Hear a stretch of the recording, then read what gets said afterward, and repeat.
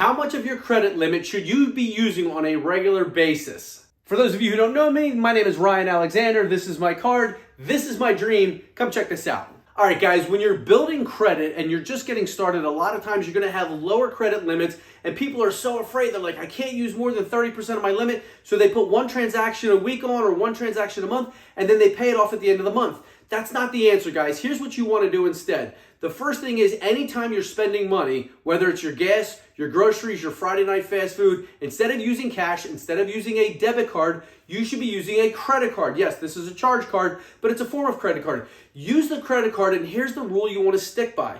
Let's say, for example, you start off and your credit limit's only $300. Anytime you hit $150, pay that thing to zero. And you should also get into the habit every single week paying that card to zero so that you never miss a payment, your debt never runs away with you or from you, you never pay interest, and you'll have nice low utilization, which will increase your score. And by using your credit cards more frequently, you'll increase that $300 limit up to $3,000. When do you apply for a higher credit limit? Every 6 months. Make sure you're using every single purchase you can being paid for with the credit card, and then at the end of 6 months, request a credit limit increase, and you will see more times than not, they'll quickly build and boost that credit limit based on how much you currently spend. If you're only putting 20, 30 bucks a month on there, they're not going to increase it. You have to show that you can A, use the card and put a decent amount of spend on there, and B, make sure you're paying it off weekly. It keeps your risk factor nice and low, which will increase your credit score, and it will increase your credit limits.